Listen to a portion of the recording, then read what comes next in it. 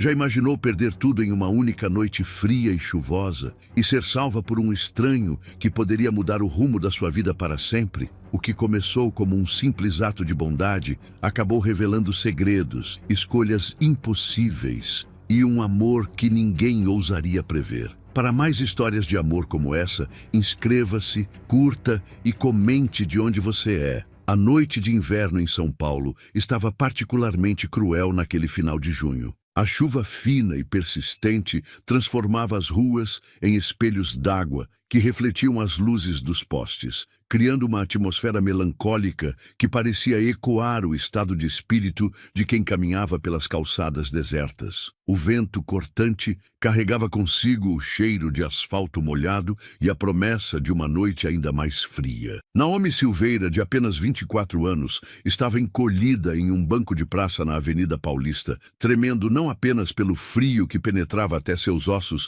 através das roupas encharcadas, mas principalmente pela dor avassaladora que dilacerava seu coração jovem. Suas roupas simples, uma calça jeans desbotada, uma blusa de algodão fina e um casaco de segunda mão grudavam em seu corpo magro, evidenciando os quilos que havia perdido nas últimas semanas de sofrimento. O cabelo castanho escuro, antes sempre bem cuidado e arrumado, agora estava desgrenhado e colado ao rosto pálido, onde lágrimas incessantes se misturavam com a chuva que caía sobre a cidade adormecida. Seus olhos verdes, herança da mãe, estavam vermelhos e inchados de tanto chorar, mas ainda assim mantinham um brilho de determinação, uma centelha de força que nem mesmo a adversidade extrema conseguira apagar completamente. "Como eu cheguei até aqui?" sussurrou para si mesma, sua voz quase inaudível em meio ao barulho distante do trânsito noturno. Ela abraçou os joelhos contra o peito, numa tentativa desesperada de encontrar algum conforto, de criar uma barreira física contra o mundo que parecia tê-la rejeitado completamente. "Mãe, eu prometi que seria forte, que cuidaria de tudo, mas não consigo mais. Não sei como continuar sem a senhora." Seus pensamentos voaram para apenas 3 semanas atrás, quando ainda tinha um lar, uma família, um propósito. Agora, tudo o que possuía no mundo estava dentro de uma mochila escolar surrada que repousava ao seu lado no banco molhado. Algumas mudas de roupa, documentos importantes cuidadosamente guardados em um saco plástico e a foto desbotada de sua mãe, Helena, seu único tesouro verdadeiro. As pessoas passavam apressadas pela calçada, guarda-chuvas coloridos, criando pequenas bolhas de proteção contra a chuva, mas ninguém parecia notar a figura solitária e desamparada no banco. Era como se ela tivesse se tornado invisível,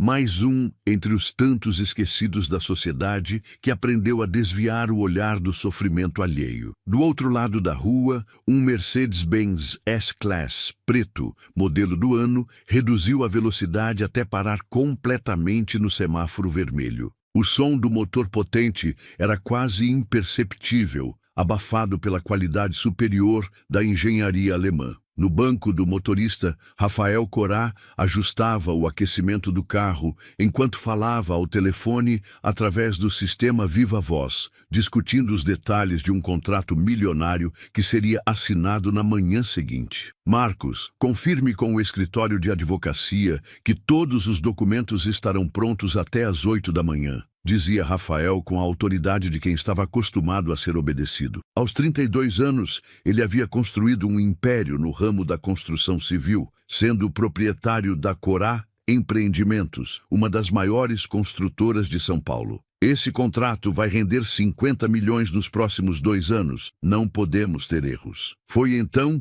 que seu olhar foi atraído pela figura solitária no banco da praça. Mesmo através do para-brisa embaçado pela chuva, Rafael conseguiu distinguir claramente a silhueta de uma jovem encolhida, aparentemente desamparada na noite fria. Algo naquela cena o tocou de forma completamente inesperada, fazendo com que uma sensação estranha e desconfortável se instalasse em seu peito. "Marcos, vou ter que te ligar depois", disse abruptamente, desligando o telefone sem aguardar uma resposta. Seus olhos escuros franziram a testa enquanto observava com mais atenção a garota no banco. O que uma jovem está fazendo sozinha na rua a essa hora da madrugada? E nessa chuva? Rafael era um homem prático, acostumado a resolver problemas com eficiência e racionalidade. Sua vida era cuidadosamente planejada e controlada, sem espaço para imprevistos ou complicações emocionais. Cada minuto de seu dia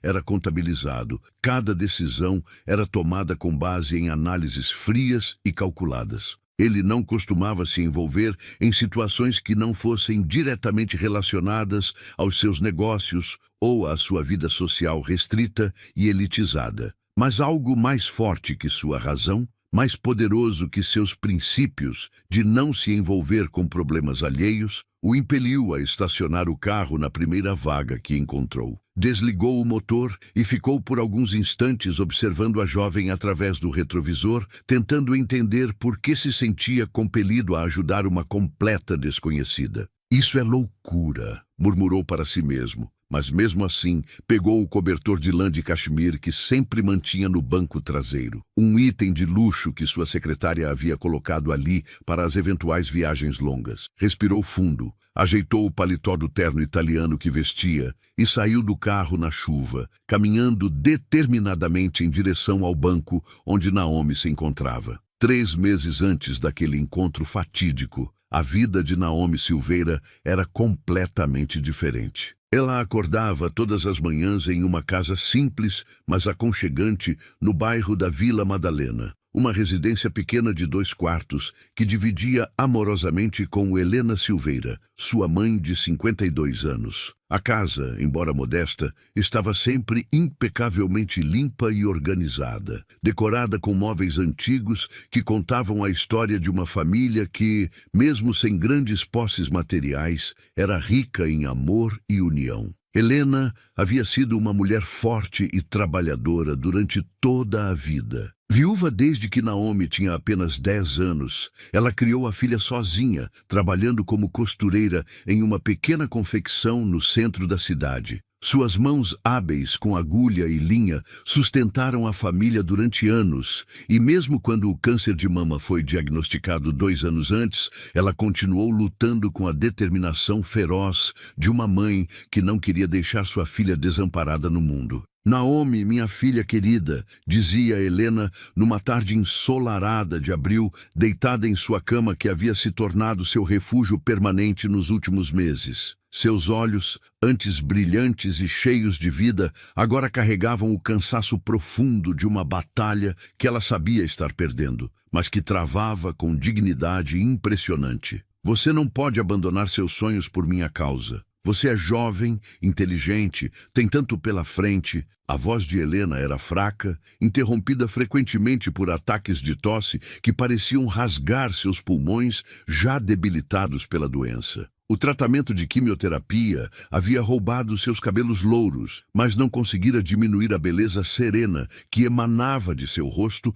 marcado pela experiência e pelo sofrimento aceito com resignação cristã. Naomi estava sentada na cadeira ao lado da cama, ajeitando carinhosamente o travesseiro da mãe. Seu rosto jovem estava marcado pela preocupação constante e pelas noites mal dormidas, cuidando de Helena. "Mãe, não fala besteira. Meu lugar é aqui, cuidando da senhora. Os estudos podem esperar." Ela havia abandonado o curso de pedagogia na universidade pública no meio do 3º semestre, quando o estado de saúde da mãe se deteriorou drasticamente. Desde então, dividia seu tempo entre os cuidados intensivos que Helena necessitava e um trabalho de meio período como vendedora em uma pequena loja de roupas femininas no shopping do bairro, onde ganhava pouco mais que um salário mínimo, dinheiro que era integralmente destinado aos remédios caros e aos tratamentos que o Sistema Único de Saúde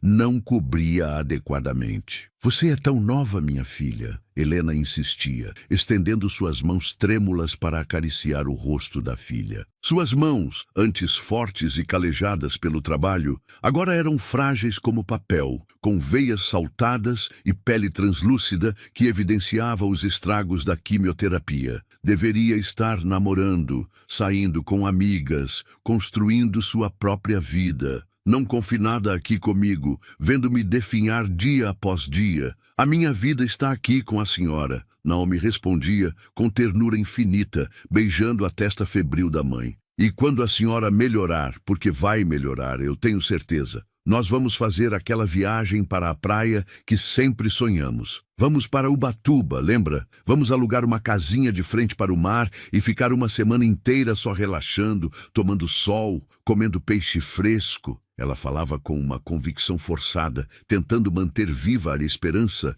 tanto para si quanto para a mãe. Mas no fundo do coração, ambas sabiam que o tempo estava se esgotando rapidamente. Os médicos já haviam sido claros. O câncer havia se espalhado e restavam talvez algumas semanas, no máximo alguns poucos meses. As tardes seguiam sempre o mesmo ritual amoroso. Naomi chegava do trabalho por volta das 2 horas. Preparava um almoço leve para a mãe, geralmente uma sopa nutritiva ou um mingau de aveia que Helena conseguia digerir sem muito desconforto. Administrava os medicamentos nos horários corretos e passava o resto do dia conversando, lendo livros em voz alta ou simplesmente fazendo companhia silenciosa enquanto Helena descansava. À noite, depois que a mãe adormecia, Naomi se dedicava aos afazeres domésticos e aos estudos que tentava manter em dia através de livros emprestados da biblioteca pública, alimentando ainda a esperança secreta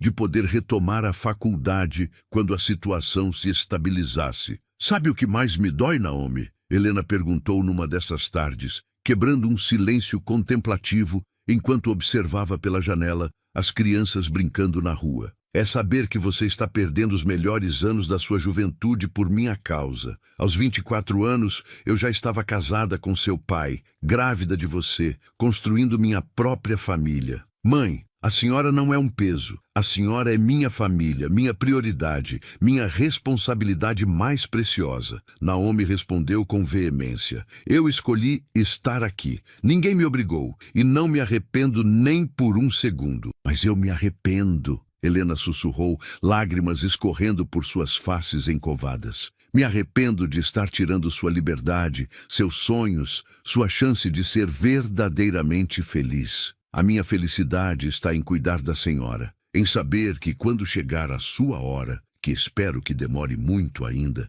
eu terei feito tudo o que estava ao meu alcance para demonstrar o quanto a amo." Os dias se sucediam nessa rotina de amor e cuidado, até que chegou aquela noite terrível de maio que Naomi jamais conseguiria esquecer. Helena havia passado o dia particularmente debilitada, recusando-se a comer qualquer coisa e reclamando de dores intensas no peito e nas costas. Por volta das 11 da noite, ela começou a ter dificuldades respiratórias graves. "Naomi, chama a ambulância." Helena conseguiu sussurrar entre ofegantes. O trajeto até o Hospital das Clínicas foi o mais longo da vida de Naomi. Ela segurou a mão gelada da mãe no banco da ambulância, sussurrando palavras de conforto e prometendo que tudo ficaria bem, enquanto os paramédicos trabalhavam freneticamente para estabilizar os sinais vitais de Helena. No hospital, Naomi passou a noite mais angustiante de sua existência. Ela ficou no corredor da UTI, proibida de entrar, recebendo informações fragmentadas dos médicos a cada 2 horas. "O estado é grave. Estamos fazendo todo o possível. Prepare-se para o pior." Frases que ecoavam em sua mente como sentenças de morte. Foi às 5h43 da manhã que a médica plantonista se aproximou dela com aquela expressão que Naomi aprendeu a reconhecer e temer. "Posso falar com a senhorita em particular?" Elas se dirigiram a uma pequena sala reservada, onde a médica, uma mulher de meia idade com olhos cansados mas gentis, explicou que Helena estava em estado terminal. "Infelizmente não há mais nada que possamos fazer do ponto de vista médico. O corpo dela não está mais respondendo a nenhum tratamento. É questão de horas, talvez dias. Posso ficar com ela?" "Claro! Aliás, é recomendável. Neste momento, sua presença é o melhor remédio que podemos oferecer." Naomi passou os 3 dias seguintes praticamente sem dormir, ao lado da cama de Helena na UTI. Ela segurava a mão da mãe, cantava baixinho as canções de ninar que Helena costumava cantar para ela quando criança e falava sobre todos os planos que haviam feito juntas, os sonhos que agora jamais se realizariam. Helena estava sedada na maior parte do tempo, mas em seus momentos de lucidez, ela fitava a filha com um amor tão intenso que parecia físico. "Promete uma coisa para mim", ela conseguiu dizer numa dessas ocasiões, fazendo um esforço sobre-humano para articular as palavras. "Qualquer coisa, mãe. Promete que vai ser feliz. Promete que não vai desperdiçar sua vida se lamentando por mim. Promete que vai encontrar alguém para amar, que vai constituir uma família, que vai realizar todos os sonhos que tivemos que adiar. Mãe, não fala assim. A senhora vai ficar boa. Naomi." A voz de Helena era apenas um sussurro fraco, mas carregava toda a autoridade amorosa de uma mãe que dá suas últimas instruções à filha.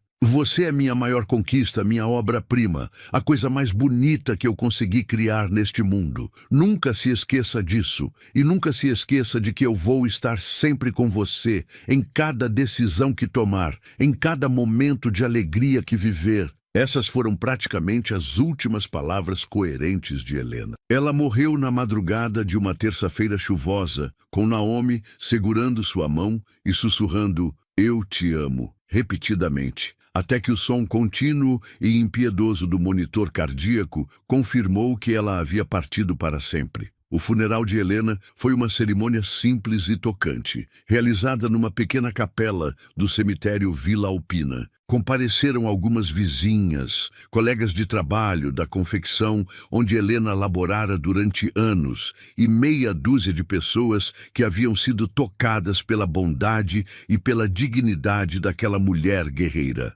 Naomi, vestida com o único conjunto preto que possuía, um terno simples que havia comprado em uma liquidação especificamente para a ocasião, estava visivelmente abalada, mas mantinha a compostura com a mesma dignidade que aprendera com a mãe. Ela havia organizado tudo sozinha: a documentação, a cerimônia, o sepultamento, lidando com os aspectos práticos da morte, enquanto tentava processar emocionalmente a magnitude de sua perda. Foi exatamente quando a cerimônia terminava e os últimos convidados se despediam que Júlio Mendes, o proprietário da casa onde Naomi e Helena haviam morado durante os últimos 8 anos, se aproximou dela. Júlio era um homem de aparência desleixada, cerca de 45 anos, que possuía várias propriedades pequenas na região e as alugava para famílias de classe média baixa. Ele não havia comparecido ao funeral por respeito ou condolências, mas por interesse puramente financeiro. "Sinto muito pela sua perda, Naomi", disse ele, mas seu tom de voz era frio e impessoal, desprovido de qualquer sinceridade real. Ele segurava na mão uma pasta de documentos e tinha a expressão de quem estava cumprindo uma obrigação desagradável, mas necessária. Naomi ainda estava em estado de choque emocional, tentando assimilar a realidade de que estava agora completamente sozinha no mundo. "Obrigada, seu Júlio. A minha mãe sempre falava bem do senhor. Olha, Naomi, eu realmente sinto muito, mas preciso conversar com você sobre uma questão prática. Preciso que você desocupe a casa até o final desta semana." A declaração caiu sobre Naomi como um raio em céu claro. Ela o encarou sem compreender, ainda processando o que havia acabado de escutar. "Como assim, seu Júlio? Eu sempre pago o aluguel em dia. Nunca atrasamos nem um dia sequer." "É verdade, você sempre foi pontual. Mas sua mãe tinha 3 meses de aluguel em atraso, desde quando ela parou de trabalhar. E como não há mais fiador agora?" Júlio deu de ombros com indiferença total, como se estivesse discutindo o tempo. "Bem, você entende. Não posso manter o contrato sem garantias, mas eu posso trabalhar mais horas, pegar um segundo emprego, pagar todas as dívidas." Naomi começou a implorar, a desesperança se instalando em seu peito. "Por favor, me dê uma chance. Eu prometo que vou quitar tudo." "Desculpe, garota. Negócios são negócios. Eu tenho contas para pagar também." Júlio estendeu os documentos para ela. "Aqui está o aviso de despejo oficial. Você tem 5 dias para retirar seus pertences." E assim, em questão de minutos, Naomi perdeu não apenas sua mãe, mas também seu lar, sua segurança, sua base. Ela ficou sozinha no cemitério depois que Júlio partiu, ajoelhada diante do túmulo recém-coberto de terra onde repousava Helena, perguntando-se como iria conseguir forças para enfrentar o que estava por vir. Nos 5 dias seguintes, Naomi viveu um pesadelo logístico e emocional. Ela tentou vender os poucos móveis que possuíam, mas descobriu que móveis usados e antigos tinham valor praticamente zero no mercado. Tentou encontrar uma kitnet barata para alugar, mas descobriu que sem renda comprovada suficiente e sem fiador, nenhum proprietário estava disposto a aceitar uma jovem de 24 anos como inquilina. Seus colegas de trabalho na loja de roupas se sensibilizaram com sua situação e fizeram uma pequena coleta, arrecadando pouco mais de R$ 300, dinheiro que mal daria para uma semana em um hotel barato. Algumas vizinhas ofereceram hospedagem temporária, mas Naomi sabia que não poderia abusar da bondade alheia por muito tempo. No último dia, antes do despejo, ela empacotou suas poucas posses em 2 malas e uma mochila escolar, algumas mudas de roupa, documentos importantes, fotografias de família e os remédios que sobraram do tratamento da mãe, que ela guardou por motivos puramente sentimentais. Tudo o que restava de uma vida inteira cabia em 3 volumes pequenos. E assim, numa manhã cinzenta de junho, Naomi Silveira se viu oficialmente sem lar. Ela passou os primeiros dias dormindo na casa de uma colega de trabalho, depois em um albergue municipal que abrigava pessoas em situação de rua, e finalmente nas próprias ruas, quando o prazo máximo de permanência no albergue se esgotou. Foi durante essas semanas traumáticas que Naomi aprendeu lições cruéis sobre a indiferença social, sobre como uma pessoa pode se tornar invisível quando não tem endereço fixo, sobre como a pobreza é tratada como uma espécie de doença contagiosa que as pessoas preferem evitar. Ela descobriu que conseguir emprego sem comprovante de residência é quase impossível, que usar o banheiro de estabelecimentos comerciais, quando se tem aparência de pessoa em situação de rua, gera olhares de desconfiança e frequentes expulsões. Mas, acima de tudo, ela aprendeu sobre solidão. Uma solidão profunda, existencial, que vai muito além de simplesmente estar fisicamente sozinha. Era a solidão de quem perdeu todas as referências, todos os vínculos, toda a rede de apoio que dava sentido e estrutura à vida. Rafael se aproximou cautelosamente do banco onde Naomi estava encolhida, seus passos cautelosos ecoando no asfalto molhado. A chuva fina molhava seu terno italiano de R$ 3.000, mas ele parecia completamente alheio ao desconforto, focado inteiramente na figura vulnerável à sua frente. O cobertor de cachemir que carregava nas mãos custara mais que o salário mensal da maioria das pessoas, mas isso não passou por sua mente naquele momento. Com licença, disse ele em voz suave, parando a uma distância respeitosa. Você está bem? Naomi levantou o rosto assustada, limpando rapidamente as lágrimas numa tentativa instintiva e patética de preservar alguma dignidade diante do estranho elegante. Seus olhos vermelhos e inchados encontraram os dele, e por um momento ela ficou sem palavras, surpresa pela gentileza genuína que detectou na voz do homem. Eu estou bem, mentiu, sua voz embargada traindo completamente suas palavras. Só estou esperando alguém. Rafael observou discretamente a situação, a mochila encharcada, as roupas inadequadas para o frio, a palidez doentia, os sinais evidentes de que ela havia passado noites ao relento. Sua experiência em negócios havia lhe ensinado a ler pessoas rapidamente, e todos os indícios apontavam para alguém em situação de extrema vulnerabilidade. A essa hora da madrugada, na chuva, ele estendeu o cobertor em sua direção, seus movimentos deliberadamente lentos e não ameaçadores. Pelo menos se cubra com isso. Você vai ficar doente se continuar molhada assim. Naomi hesitou, seu orgulho ferido lutando contra a necessidade desesperadora de calor. O cobertor era visivelmente caro, macio e limpo, luxos que ela não experimentava há semanas. Finalmente, a realidade física se impôs sobre o orgulho, e ela aceitou a oferenda, envolvendo-se nele com um alívio que não conseguiu disfarçar. "Obrigada", murmurou, sua voz quase inaudível. "Mas realmente não precisa se preocupar comigo. Eu não sou sua responsabilidade."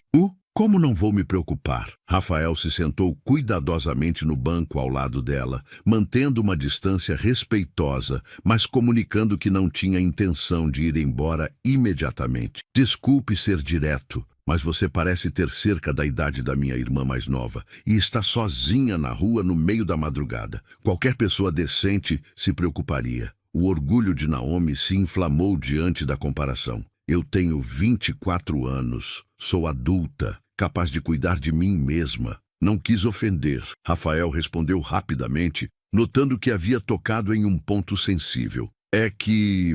Ele olhou ao redor da avenida deserta, observando os poucos carros que passavam e os estabelecimentos fechados. "Este realmente não é um lugar seguro para ninguém a essa hora, especialmente para uma mulher sozinha. E onde seria seguro para alguém como eu?" A pergunta de Naomi saiu carregada de uma amargura profunda e de uma desesperança que fez o coração de Rafael se apertar. A questão ficou suspensa no ar úmido da madrugada, carregada de implicações que ambos compreenderam perfeitamente. Rafael percebeu que havia uma história dolorosa e complexa por trás daqueles olhos verdes que brilhavam mesmo na escuridão da noite chuvosa. "Como você se chama?" perguntou ele, genuinamente interessado em conhecer a pessoa por trás do sofrimento evidente. Naomi Silveira." "Prazer em conhecê-la, Naomi. Eu sou Rafael Corá." Ele estendeu a mão, um gesto formal que pareceu estranhamente reconfortante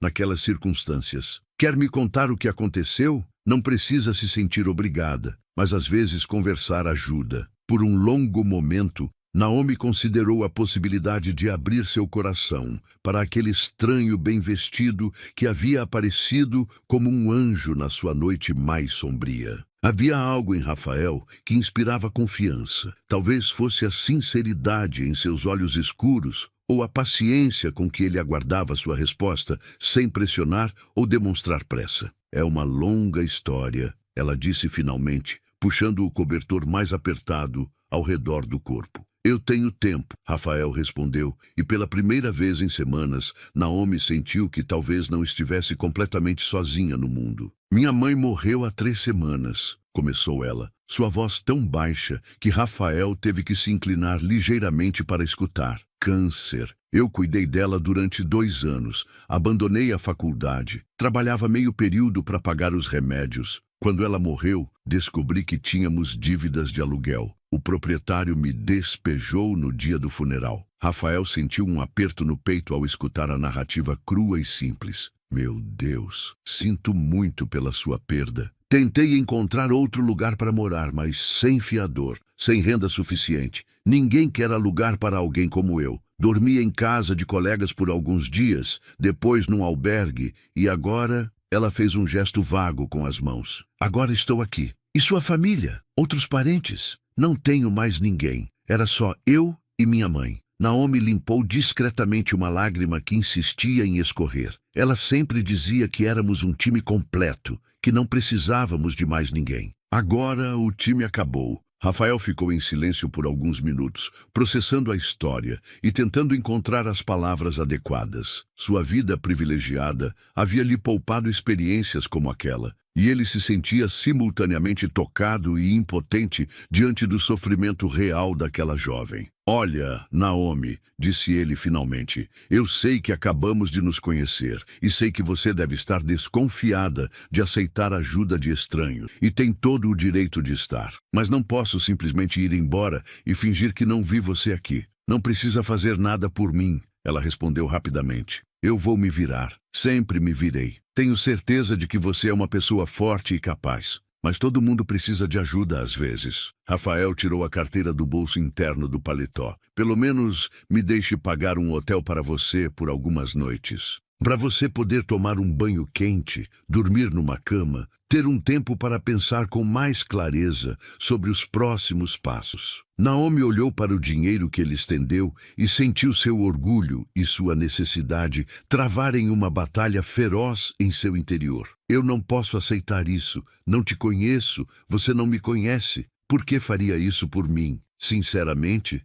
não sei explicar. Rafael guardou o dinheiro de volta, percebendo que havia pressionado muito rápido. Talvez seja porque tem uma irmã da sua idade e ficaria desesperado se ela estivesse numa situação como a sua. Talvez seja porque acredito que as pessoas devem se ajudar quando podem. Ou talvez seja porque você tem alguma coisa nos olhos que me diz que vale a pena ser ajudada. Alguma coisa nos olhos, força, dignidade, uma luz que não se apagou, mesmo com tudo o que você passou. Rafael a encarou diretamente. Muitas pessoas na sua situação já teriam desistido completamente, mas você ainda está lutando. Isso é admirável. Naomi sentiu-se estranhamente comovida pelas palavras dele. Minha mãe sempre dizia que enquanto estivermos vivos, temos a obrigação de tentar, não importa o quão difícil seja. Sua mãe parece ter sido uma mulher sábia. Era a mais sábia que conheci. Naomi suspirou profundamente. Ela me fez prometer que seria feliz, que não desperdiçaria minha vida me lamentando. Mas não sei como cumprir essa promessa quando nem sei onde vou dormir amanhã. Rafael ficou quieto por um momento e então tomou uma decisão que mudaria ambas as suas vidas para sempre. Naomi, vou fazer uma proposta. Não um favor, mas uma proposta de negócio. Ela o olhou com curiosidade e desconfiança. Eu tenho algumas propriedades pela cidade. Uma delas é um apartamento pequeno, mas decente na Vila Madalena, que está vazio há alguns meses. Você pode ficar lá temporariamente, digamos por um mês, enquanto se reorganiza. Em troca, você cuida da manutenção básica do lugar. Limpeza, pequenos reparos, essas coisas. Você faria isso? Por quê? Porque todo mundo merece uma segunda chance. E porque algo me diz que você vai honrar o acordo. Naomi ficou em silêncio por um longo tempo, ponderando a proposta. Era tentadora demais para ser verdade, mas ao mesmo tempo parecia sua única esperança real de sair daquela situação desesperadora. Se eu aceitar, disse ela finalmente,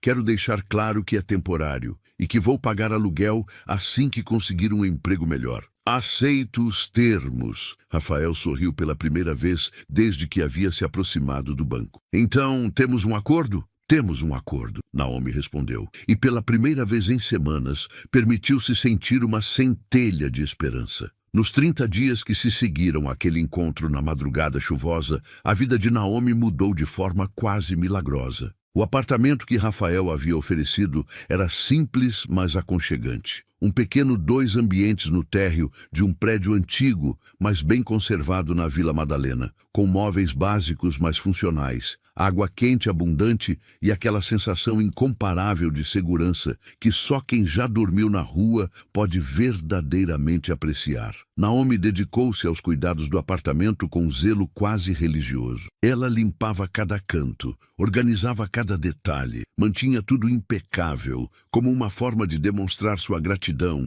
e provar que merecia a oportunidade que havia recebido. Mais do que isso, pela primeira vez em meses, ela tinha endereço fixo, podia tomar banhos longos e quentes, tinha uma cozinha onde preparar suas refeições e, principalmente, um lugar seguro onde podia chorar pela mãe sem se preocupar com olhares curiosos ou julgamentos alheios. Rafael aparecia no apartamento cerca de 2 vezes por semana, sempre educado e respeitoso, para verificar se tudo estava bem e se Naomi precisava de alguma coisa. Ele trazia produtos de limpeza, pequenos utensílios domésticos que faltavam e sempre algum item de comida especial. Frutas frescas, um bolo de padaria fina, ingredientes para que ela pudesse cozinhar pratos mais elaborados. Você não precisa fazer isso, Naomi dizia toda vez, mas sempre com um sorriso nos lábios que demonstrava o quanto apreciava a gentileza. Faz parte do acordo de manutenção. Rafael respondia com um sorriso enigmático. Preciso garantir que minha zeladora está bem alimentada para fazer um bom trabalho. Havia algo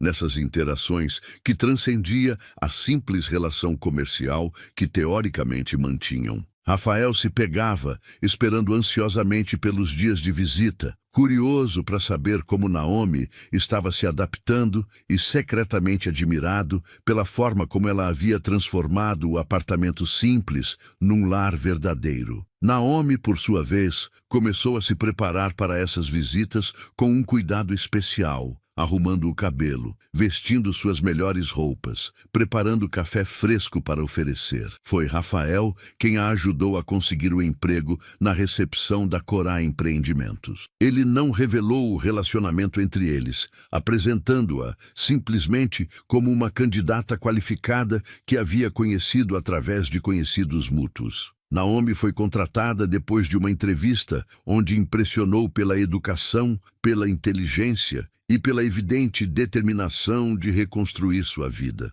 Obrigada, ela disse a Rafael no dia em que recebeu a confirmação da contratação. Por tudo. Não sei como vou retribuir tamanha bondade. Vendo você se reerguendo, ele respondeu, e havia algo na intensidade de seu olhar que fez o coração de Naomi acelerar ligeiramente. Vendo você sorrir de verdade novamente. Isso é retribuição mais do que suficiente. O problema começou quando Cláudia Moreira entrou na vida de Rafael. Ou melhor, quando ela descobriu que havia algo na vida dele que desconhecia completamente. Cláudia era tudo o que a sociedade paulistana esperava da futura esposa de um empresário bem-sucedido. Bonita de forma clássica, com cabelos loiros sempre impecavelmente arrumados, educada nas melhores escolas, filha de uma família tradicional do ramo imobiliário, e portadora daquela elegância fria e calculada que caracteriza a alta sociedade. O noivado entre Rafael e Cláudia havia sido anunciado 2 anos antes, num jantar luxuoso no Copacabana Palace durante uma viagem ao Rio de Janeiro. Foi um noivado que fez sentido para todos os envolvidos. Unia 2 famílias de posses similares, consolidava negócios mutuamente vantajosos e atendia às expectativas sociais de ambos os círculos familiares. O casamento estava marcado para dezembro, numa cerimônia que prometia ser um dos eventos sociais mais importantes do ano em São Paulo. Cláudia descobriu sobre Naomi da pior forma possível, através de fofocas maldosas espalhadas por Patrícia Mendes, uma conhecida do círculo social que havia visto Rafael saindo do apartamento na Vila Madalena numa tarde de quinta-feira. Patrícia, movida pela inveja que nutria por Cláudia desde os tempos de colégio, fez questão de espalhar boatos sobre o noivo estar sustentando uma amante pobre num apartamento discreto. Rafael, que história é essa de você estar sustentando uma mendiga? Cláudia confrontou-o no escritório dele numa manhã de segunda-feira, sua voz fria como gelo e cheia de desprezo mal disfarçado. Ela havia passado o fim de semana inteiro investigando discretamente e descobrira não apenas a existência do apartamento, mas também o emprego de Naomi na empresa de Rafael. Não fale dela assim. Rafael respondeu com mais firmeza do que pretendia, imediatamente se colocando na defensiva. Naomi não é mendiga. Ela passou por dificuldades extremas e eu simplesmente ofereci ajuda. Ajuda? Cláudia riu com desdém, um som gelado que ecoou pelo escritório luxuoso. Apartamento grátis, emprego na sua empresa, visitas regulares. Os comentários já estão se espalhando nos nossos círculos, Rafael. Todo mundo está dizendo que você tem uma amante pobre escondida. Isso é constrangedor para mim e prejudicial para nossa reputação. Rafael sentiu uma onda de raiva subir pelo peito. Isso é ridículo, e você sabe disso. Naomi é uma pessoa decente que passou por uma tragédia e mereceu uma oportunidade. Não há nada de inadequado na minha relação com ela. Relação? Cláudia estreitou os olhos, sua voz tornando-se perigosamente baixa. Que tipo de relação exatamente, Rafael? Porque, francamente, você nunca me olhou com a mesma ternura que vejo nos seus olhos quando fala essa intrusa. A acusação atingiu Rafael como um soco no estômago, porque havia uma verdade dolorosa e inegável nela. Nas últimas semanas, ele realmente se pegara pensando em Naomi constantemente, preocupando-se com ela de uma forma que ia muito além da simples caridade, sentindo uma ansiedade estranha nos dias em que não havia, experimentando uma alegria genuína quando ela sorria ou contava sobre pequenas conquistas no trabalho. Cláudia, você está sendo paranoica. Ele tentou desviar, mas sua voz soou menos convincente do que gostaria. Paranoica? Ela se levantou da cadeira de couro italiano, onde estava sentada, e começou a caminhar pelo escritório como um predador acuado. Rafael, nós estamos juntos há 5 anos. Eu te conheço melhor do que você imagina. E posso garantir que nunca vi você se importar tanto assim com nenhuma obra de caridade antes. É o que você quer que eu faça. Deixe a garota na rua. Quero que você escolha. Cláudia parou diante da mesa dele, apoiando as mãos na superfície de mogno polido e o encarando com uma determinação implacável. Ou você corta qualquer contato com essa aproveitadora, ou nosso casamento acaba aqui e agora. Você não pode estar falando sério. Estou falando mais sério do que nunca. Os olhos azuis de Cláudia brilhavam com uma frieza que Rafael nunca havia visto antes. Você tem até o fim da semana para tomar sua decisão. Eu não vou competir com uma favelada por atenção do meu noivo. Rafael ficou sozinho no escritório depois que Cláudia saiu, sentindo o peso da ultimato como uma pedra no peito. Ele sabia que Cláudia não estava blefando. Ela vinha de uma família onde a reputação social era mais importante que qualquer sentimento individual, e jamais toleraria o que considerava uma humilhação pública. Durante os 3 dias seguintes, Rafael viveu num estado de agonia mental. Racionalmente, sabia que Cláudia representava estabilidade, adequação social, um futuro planejado e aprovado por todos ao seu redor. O casamento com ela fazia sentido do ponto de vista financeiro, social e familiar. Era o que sempre fora esperado dele, o que havia aceito como inevitável desde que assumira os negócios da família. Mas emocionalmente, descobriu que não conseguia tirar Naomi de seus pensamentos. A força com que ela enfrentava as adversidades, a dignidade que mantinha mesmo nas circunstâncias mais humilhantes, a gratidão genuína por pequenas gentilezas, a forma como seus olhos se iluminavam quando ele aparecia, tudo isso havia tocado algo profundo em sua alma que ele nem mesmo sabia que existia. Na quinta-feira à tarde, depois de 3 noites mal dormidas, Rafael tomou a decisão que acreditava ser a mais sensata. Dirigiu-se ao apartamento na Vila Madalena com o coração pesado, preparado para cortar os laços que havia criado com Naomi. Quando chegou, encontrou-a na cozinha preparando o jantar. Ela usava um avental simples que havia comprado com seu primeiro salário, e havia uma música suave tocando no pequeno rádio sobre a bancada. A cena doméstica era tão acolhedora e natural que ele quase perdeu a coragem de fazer o que havia ido fazer. Rafael! Que surpresa maravilhosa! O rosto de Naomi se iluminou com aquele sorriso radiante que ele havia aprendido a esperar ansiosamente. Estava justamente fazendo macarrão ao molho branco. É uma receita que minha mãe me ensinou. Quer jantar comigo? Fiz comida suficiente para 2. Naomi, preciso falar com você. Sua voz estava tensa e formal, completamente diferente do tom amigável que sempre usava com ela. O sorriso dela desapareceu gradualmente, substituído por uma expressão de preocupação. O que foi? Aconteceu alguma coisa? Você não parece bem. Rafael respirou fundo, odiando a si mesmo por cada palavra que estava prestes a pronunciar. Eu acho que nossa situação atual não pode continuar. Naomi ficou imóvel por um momento, processando as palavras. Quando finalmente falou, sua voz estava cuidadosamente controlada. Como assim? As pessoas estão falando sobre nós. Isso pode prejudicar minha empresa, meus negócios, meu casamento? Ele evitou olhar diretamente para ela, focando em um ponto na parede acima de sua cabeça. Você já está estabelecida agora. Tem trabalho, pode se sustentar sozinha. Não precisa mais da minha ajuda. Naomi o encarou em silêncio por um longo momento, e Rafael viu uma sequência de emoções passarem por seu rosto: surpresa, dor, compreensão e, finalmente, uma dignidade ferida, mas inabalável. Entendo, disse ela finalmente, tirando o avental com movimentos mecânicos e cuidadosos. Você cumpriu sua boa ação cristã. Agora precisa voltar para sua vida real, sua vida adequada. Naomi, não é assim. Não precisa explicar, Rafael. Ela desligou o fogão e guardou a panela, seus movimentos precisos, mas tremulosos. Eu sempre soube que isso era temporário, apenas não esperava que terminasse tão abruptamente, especialmente hoje. Por que hoje? Porque hoje faz exatamente 1 mês desde que nos conhecemos, e eu havia preparado este jantar para te agradecer por ter me salvado. Ela sorriu com amargura. Irônico, não é? A informação atingiu Rafael como uma punhalada. Ele nem havia se lembrado da data, mas ela havia marcado o aniversário de seu encontro como algo especial, digno de celebração. Você vai ficar bem?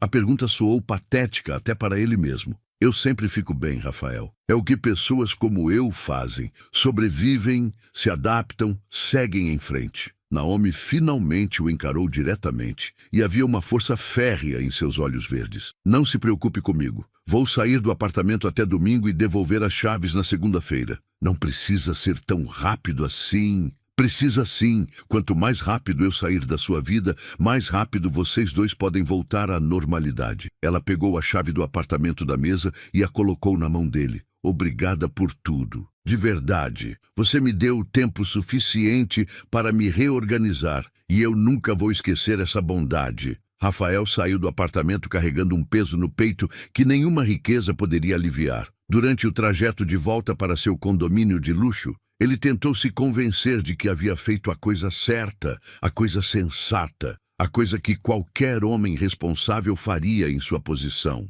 Mas quando chegou em casa e encontrou Cláudia esperando com uma garrafa de champanhe Dom Perignon para celebrar seu bom senso, Rafael sentiu apenas um vazio profundo e uma tristeza inexplicável. Você fez a escolha certa, querido, Cláudia disse, servindo as taças de cristal Baccarat. Essa garota não passava de uma aproveitadora que sabia exatamente como manipular sua boa natureza. Naomi não é assim. Rafael se ouviu defendendo automaticamente. Cláudia estreitou os olhos perigosamente. Ainda está defendendo ela? Espero que você tenha deixado claro que não haverá mais contato de qualquer tipo. Deixei claro. Ótimo, porque pessoas como nós não se misturam com pessoas como ela, Rafael. Temos uma reputação a zelar, uma posição social a manter. Nossos filhos vão estudar nas melhores escolas, frequentar os melhores clubes, casar-se dentro do nosso círculo.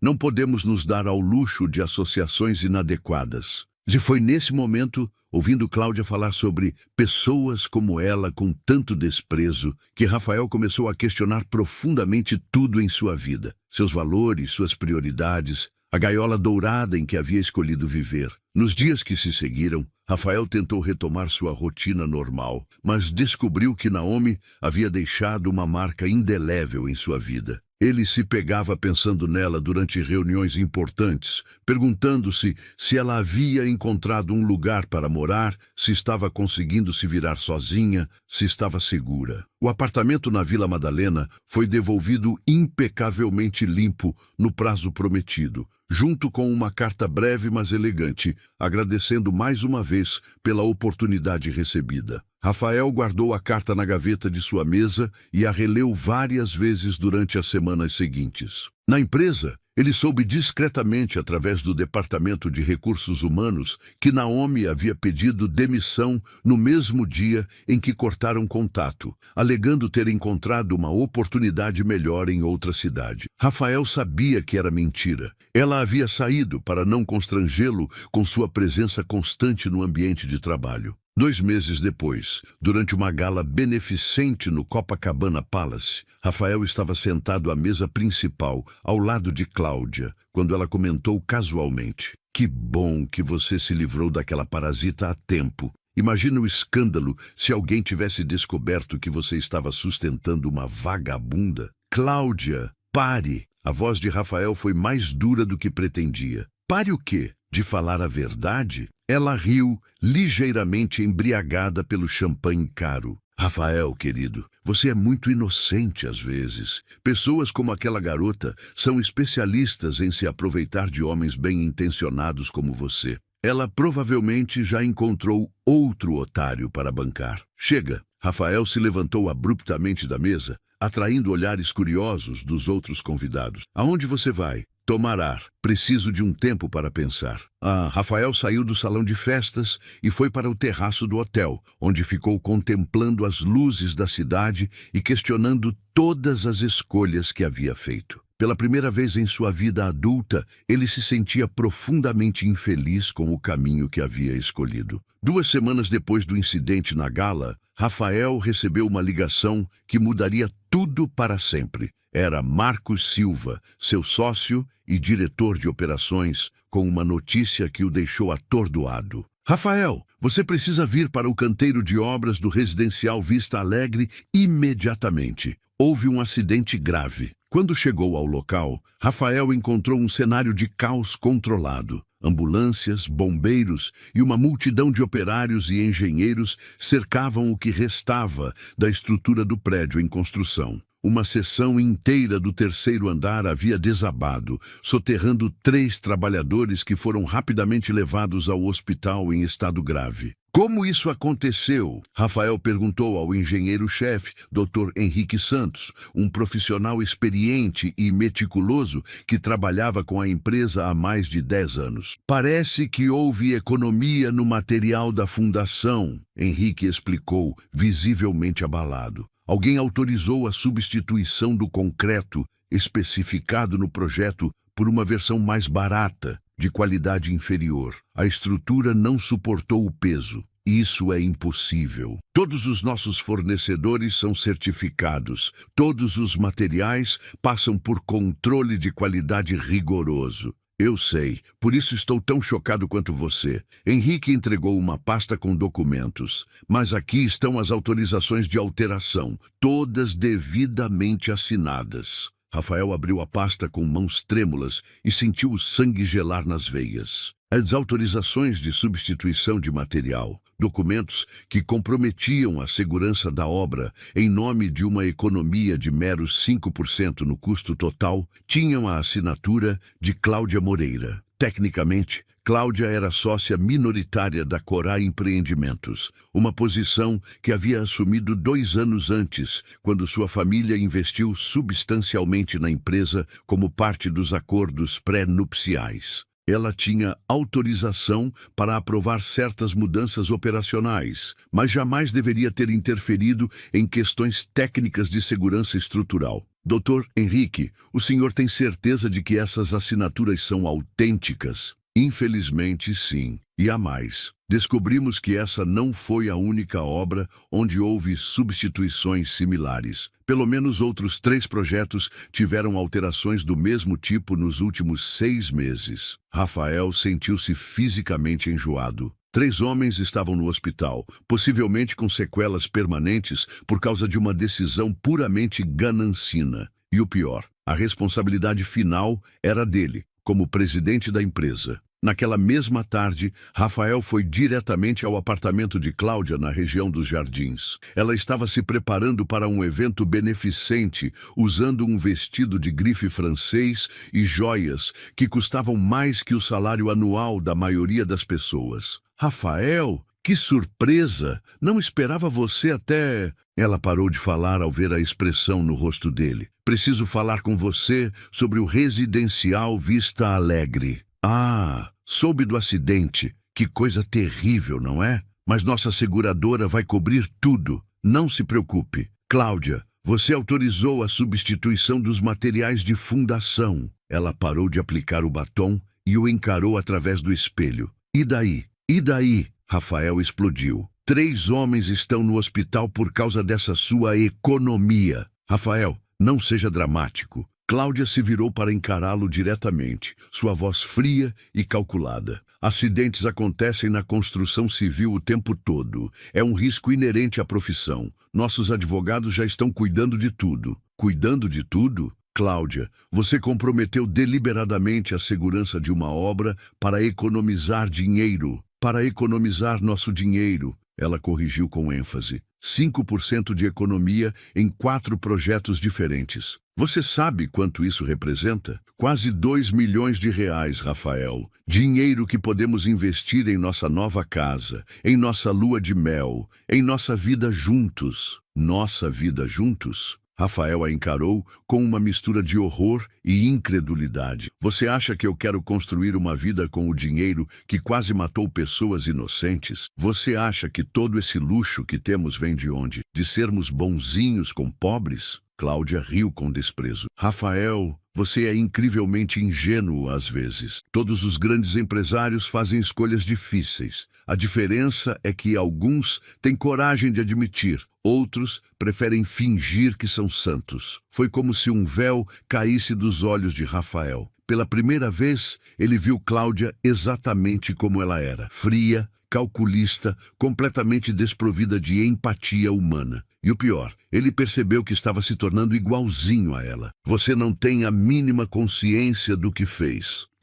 Tenho consciência de que sou uma empresária pragmática que toma decisões baseadas em resultados. Não em sentimentalismos. Cláudia terminou de se arrumar e pegou a bolsa de grife. E você deveria ser grato por ter uma noiva que se preocupa com a prosperidade da nossa família. O casamento acabou, Cláudia. Ela parou na porta, virou-se lentamente. Desculpe, não ouvi direito. Eu disse que o casamento acabou. Não posso me casar com alguém que tem tão pouco apreço pela vida humana. Você não pode estar falando sério. Por causa de alguns operários, por causa de quem eu me tornei ao seu lado, por causa de quem eu estava me permitindo ser. Cláudia o encarou com uma fúria fria. Se você romper esse noivado, vai perder tudo. Minha família vai retirar todos os investimentos da sua empresa. Você vai ficar falido em 6 meses. Então é assim que vai ser. Rafael se dirigiu à porta. Prefiro ser falido e manter minha consciência limpa do que ser rico e cúmplice de quase homicídios. Você vai se arrepender disso, Rafael.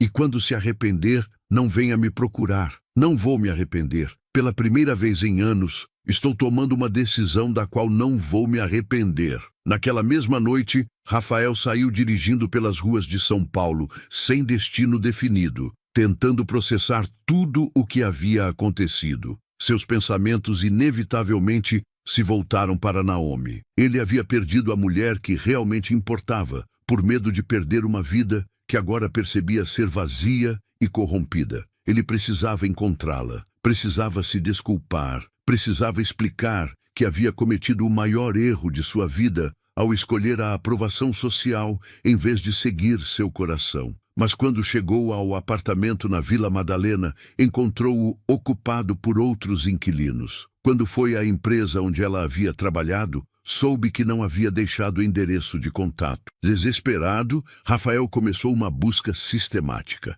Contratou um detetive particular, visitou albergues e abrigos, percorreu os poucos lugares que ela havia mencionado durante suas conversas. Mas Naomi havia simplesmente desaparecido, como se tivesse sido engolida pela imensidão da cidade. Foram 3 dias de procura intensa e frustrante até que ele teve uma ideia óbvia. O cemitério onde a mãe de Naomi estava enterrada. Se ela ainda estava em São Paulo, provavelmente visitava o túmulo regularmente. Foi uma aposta certeira. No final da tarde de uma quinta-feira cinzenta, Rafael encontrou Naomi ajoelhada diante de um túmulo simples no cemitério Vila Alpina. Ela havia emagrecido visivelmente, suas roupas estavam gastas e remendadas, e havia uma tristeza profunda em seus olhos que não existia quando se conheceram. Ela estava colocando flores baratas, margaridas simples que havia comprado com os últimos trocados, sobre a lápide modesta que dizia apenas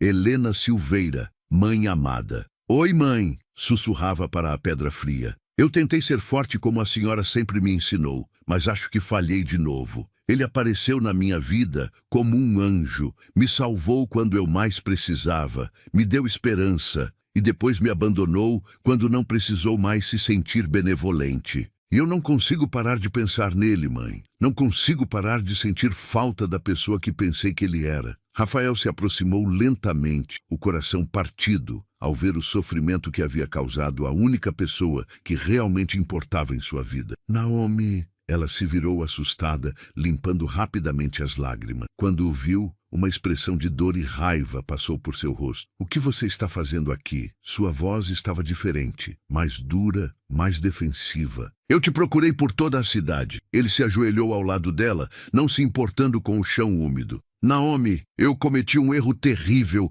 o maior erro da minha vida. Não! Ela se levantou abruptamente. Você fez exatamente o que achava certo. Voltou para o seu mundo, para sua noiva rica, para sua vida perfeita. Meu mundo desmoronou, Naomi. Descobri que minha noiva é uma pessoa terrível, que quase matou operários para economizar dinheiro. Descobri que eu estava me tornando igual a ela. Terminei o noivado. Ela o encarou com uma mistura de surpresa e ceticismo. E agora veio aqui me procurar porque precisa de alguém para consolá-lo? Vim aqui porque descobri que você é a única pessoa real na minha vida. A única que me faz querer ser uma versão melhor de mim mesmo. Rafael pegou as mãos dela, notando como estavam frias e ásperas. Você me mostrou o que realmente importa na vida: compaixão, dignidade, força verdadeira. Me lembrou de quem eu sou quando não estou preocupado com o que os outros vão pensar. E quem você é, Rafael?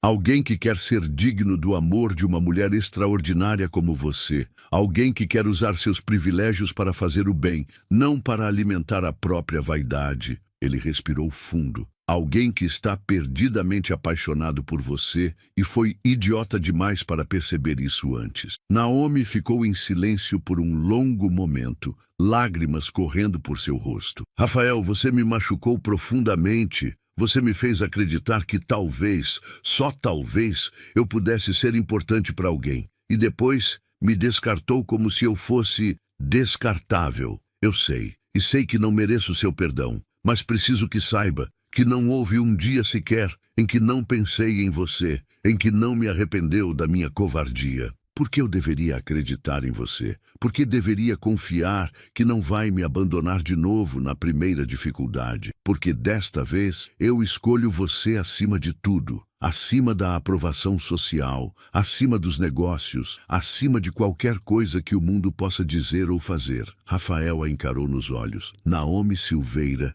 eu te amo, não por piedade, não por caridade, mas porque você é a mulher mais corajosa, mais digna e mais bonita que já conheci. As lágrimas que correram pelo rosto de Naomi desta vez eram diferentes. Não eram lágrimas de desespero ou solidão, mas de alívio e esperança renascida. Por um longo momento, ela apenas olhou para Rafael, procurando em seus olhos escuros a sinceridade que tanto precisava encontrar. Rafael, sua voz era quase um sussurro. Eu também te amo. Tentei te esquecer, tentei convencer a mim mesma de que você era apenas um sonho bonito que tive numa época difícil, mas não consegui tirar você do meu coração. Ele a puxou para seus braços ali mesmo, no cemitério, abraçando-a como se quisesse protegê-la de todo o mal que o mundo pudesse oferecer. Me perdoa por ter sido um covarde, por ter escolhido a opinião dos outros em vez do meu coração,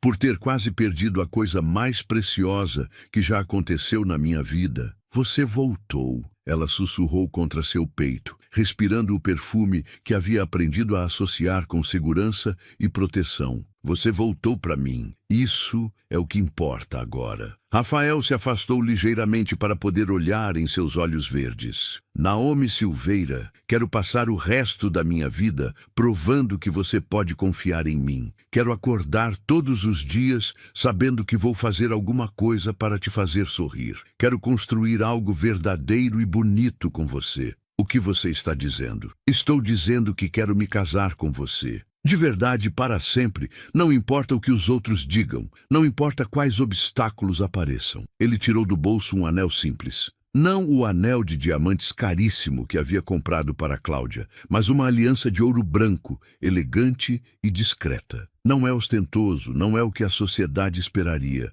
mas é verdadeiro, como o meu amor por você. O sorriso que iluminou o rosto de Naomi foi a coisa mais bonita que Rafael jamais havia visto. Sim, Rafael, 1000 vezes sim. Quero construir uma vida com você. Quero enfrentar qualquer coisa que vier ao seu lado. Eles se beijaram ali mesmo, diante do túmulo de Helena, como se ela estivesse abençoando aquele amor que havia nascido no sofrimento, crescido na adversidade e amadurecido na separação forçada. Acho que sua mãe aprovaria, Rafael disse, olhando para a lápide simples. Tenho certeza de que sim. Ela sempre disse que o amor verdadeiro se reconhece pela capacidade de fazer as pessoas se tornarem versões melhores de si mesmas. Nos meses que se seguiram, Rafael e Naomi enfrentaram juntos as consequências das escolhas que haviam feito. Como Cláudia havia ameaçado, sua família retirou todos os investimentos da Corá Empreendimentos,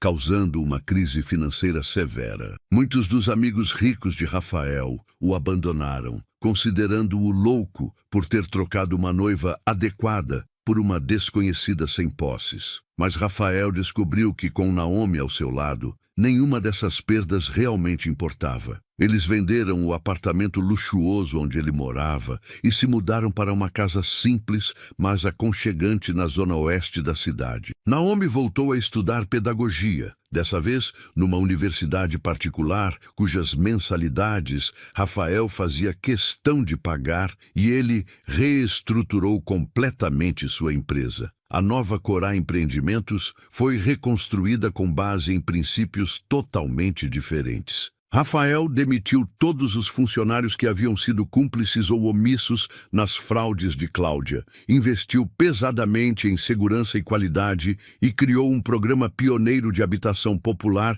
que oferecia casas dignas, a preços acessíveis para famílias de baixa renda. Você tem certeza de que quer fazer isso? Naomi perguntou numa noite, enquanto revisavam os planos da primeira vila popular que construiriam. Vai reduzir muito o lucro da empresa. Naomi, eu ganhei dinheiro a vida toda. Quero ganhar propósito agora. Rafael a beijou suavemente. Quero que nossos filhos possam se orgulhar do trabalho do pai, não se envergonhar dele. Naomi também se transformou. Com a estabilidade emocional e financeira que o casamento com Rafael lhe proporcionou, ela floresceu de maneiras que nem imaginava serem possíveis. Além de terminar a faculdade com louvor, ela criou uma fundação para ajudar pessoas em situação de rua, especialmente mulheres que haviam perdido suas famílias e se encontravam desamparadas como ela havia estado. O casamento deles foi uma cerimônia pequena, mas emocionante,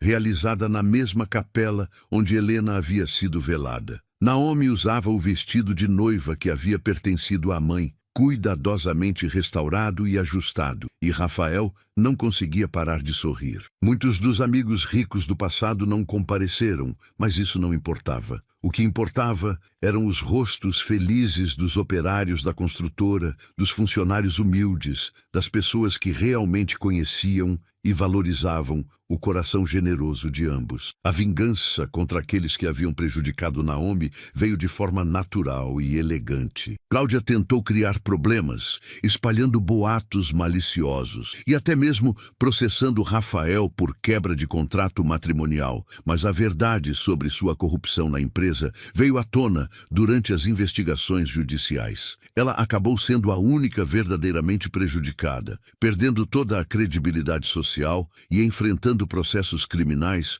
por colocar vidas em risco. Júlio Mendes, o proprietário cruel que havia despejado Naomi no dia do funeral da mãe, apareceu alguns anos depois pedindo emprego na nova Corá Empreendimentos. Naomi, que agora era oficialmente sócia da empresa e cuidava de toda a área de responsabilidade social, recebeu-o em seu escritório com a serenidade de quem havia crescido além das mágoas do passado. Senhor Júlio, disse ela folheando o currículo dele com atenção profissional, vejo aqui que o senhor tem experiência em administração imobiliária. Sim, Naomi, e quero te dizer que sempre me arrependi do que fiz contigo. Foram tempos difíceis, eu tinha pressões financeiras. Eu entendo, senhor Júlio. Todos passamos por dificuldades. Naomi fechou a pasta e o encarou com serenidade. Mas nossa empresa agora trabalha exclusivamente com habitação popular e projetos sociais. Contratamos apenas pessoas que tenham genuína compaixão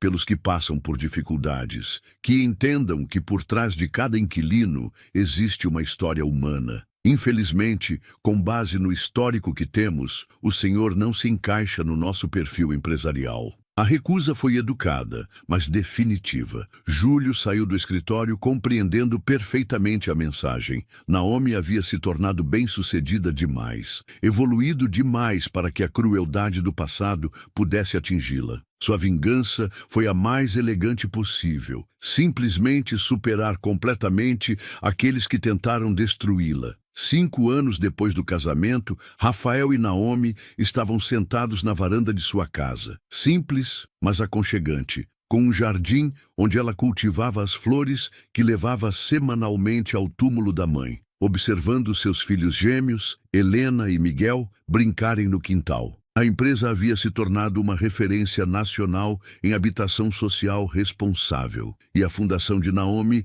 já havia tirado centenas de pessoas das ruas. Você sabe o que aprendi com tudo isso? Naomi perguntou, aconchegando-se no braço do marido, enquanto o sol se punha pintando o céu de tons dourados. O que, meu amor? Que às vezes precisamos perder tudo para descobrir o que realmente vale a pena ter. Eu perdi minha mãe, minha casa, minha segurança, mas encontrei algo muito maior. Encontrei meu propósito, meu amor verdadeiro, minha família. Rafael a beijou suavemente na testa. E eu aprendi que a verdadeira riqueza não está no que acumulamos, mas no bem que fazemos e nas pessoas que amamos. Antes de te conhecer, eu tinha muito dinheiro, mas era profundamente pobre em humanidade. Papai, mamãe! A pequena Helena correu em direção a eles, seus cachos loiros voando no vento. O vovô Miguel disse que vocês se conheceram numa noite de chuva. Miguel, o jardineiro da casa e uma das primeiras pessoas que Rafael havia tirado das ruas através de sua fundação, sorriu ao se aproximar com o pequeno Miguel no colo. É verdade, princesinha? Rafael respondeu, pegando a filha no colo. Uma noite muito fria e chuvosa, quando eu encontrei a mulher mais corajosa do mundo sentada sozinha num banco. E vocês se apaixonaram na hora? Perguntou o pequeno Miguel, com a curiosidade típica dos 5 anos. Não exatamente. Naomi riu. Primeiro, papai teve que aprender a ser corajoso também. Teve que escolher entre fazer o que as pessoas esperavam dele ou seguir seu coração. E ele escolheu o coração. Helena bateu palmas como se fosse a primeira vez que ouvia a história. Escolhi o coração, Rafael confirmou, olhando para Naomi com aquele mesmo amor profundo que havia descoberto anos antes. E foi a melhor decisão que já tomei na vida. Naquela noite, depois que as crianças dormiram, Naomi se dirigiu ao seu ritual noturno. Ela pegou a foto da mãe que mantinha na mesa de cabeceira e sussurrou. Obrigada, mãe. Eu encontrei minha felicidade exatamente como a senhora me fez prometer. E sei que a senhora está orgulhosa da família que construímos, dos valores que estamos ensinando aos seus netos. Na foto desbotada, Helena parecia sorrir de volta para a filha. Rafael, observando a cena da porta do quarto, sentiu mais uma vez aquela gratidão profunda que havia aprendido a carregar no coração. Ele se aproximou da esposa e a abraçou por trás. Ela estaria orgulhosa mesmo, disse ele baixinho. Orgulhosa da mulher incrível que você se tornou, da mãe maravilhosa que é para nossos filhos, da diferença que faz na vida de tantas pessoas. Nós fizemos uma boa escolha, não foi? Naomi se virou em seus braços. A melhor escolha. Provamos que o amor verdadeiro supera qualquer obstáculo, qualquer preconceito, qualquer dificuldade. Rafael a beijou suavemente. Provamos que quando 2 pessoas se escolhem de verdade, elas podem transformar não apenas suas próprias vidas, mas o mundo ao redor delas. E assim, 10 anos depois daquele encontro numa noite fria e chuvosa, Rafael e Naomi continuavam provando diariamente que alguns encontros são casuais, mas o amor verdadeiro é sempre destino. Um destino que pode começar com um cobertor oferecido por um estranho de bom coração, passar por tempestades de separação e incompreensão e se transformar na história de amor mais bonita e duradoura que duas almas podem construir juntas. Eles haviam aprendido que o amor não nasce na riqueza ou na pobreza, mas no reconhecimento mútuo de duas pessoas que se completam e se fazem melhores. Rafael havia resgatado Naomi da sarjeta, mas ela havia feito algo ainda mais importante. Havia resgatado a humanidade dele, havia lhe ensinado que o verdadeiro sucesso se mede pela capacidade de amar e de fazer o bem. Na empresa, uma placa na entrada resumia a filosofia que norteava tudo o que faziam. Construímos mais que casas, construímos esperança, dignidade e futuro. Era um lembrete diário de como suas vidas haviam mudado desde aquela noite fatídica. As crianças cresceram ouvindo a história de como os pais se conheceram e aprenderam desde cedo que a verdadeira nobreza não vem do berço, mas do caráter. Elas visitavam regularmente o túmulo da avó Helena, levando flores frescas e contando sobre suas conquistas na escola, seus sonhos para o futuro. Vovó Helena, dizia a pequena Helena durante uma dessas visitas, eu quero ser igual à mamãe quando crescer. Quero ajudar pessoas que não têm casa. E eu quero ser igual ao papai, acrescentava Miguel. Quero construir casas bonitas para famílias felizes. Rafael e Naomi trocavam olhares emocionados, sabendo que haviam conseguido passar para a próxima geração os valores mais importantes: compaixão, generosidade, a coragem de fazer o que é certo mesmo quando é difícil. A fundação criada por Naomi havia se tornado uma das mais respeitadas do país, não apenas tirando pessoas das ruas, mas oferecendo educação profissional, apoio psicológico e, principalmente, devolvendo a dignidade a quem havia perdido tudo. Ela sempre dizia que cada pessoa que ajudavam era uma forma de honrar a memória da mãe. Rafael transformou completamente o setor da construção civil em São Paulo, provando que era possível ser lucrativo sem comprometer a segurança ou explorar trabalhadores. Outros empresários começaram a seguir seu exemplo, criando um movimento de responsabilidade social corporativa que se espalhou por todo o país. Você sabe qual é a parte mais bonita da nossa história? Naomi perguntou uma noite, enquanto dançavam lentamente na sala de estar, com uma música suave tocando no aparelho de som. Qual? Rafael perguntou, girando-a delicadamente. É que ela não é só nossa. É de todas as pessoas que ajudamos, de todas as famílias que conseguiram uma casa digna,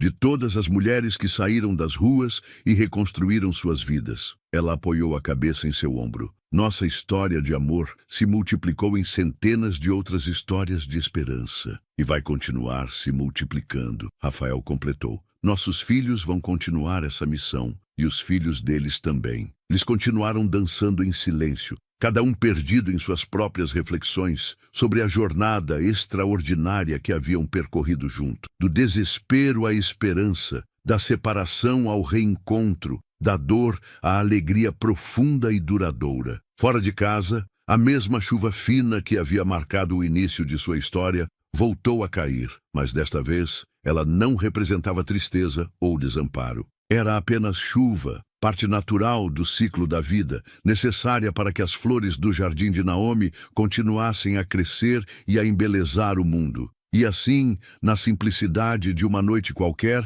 cercados pelo amor de sua família e pela gratidão de uma vida bem vivida, Rafael e Naomi continuavam escrevendo sua história. Uma história que começou com um ato de bondade numa madrugada fria e se transformou no exemplo perfeito de como o amor verdadeiro pode, literalmente, transformar o mundo.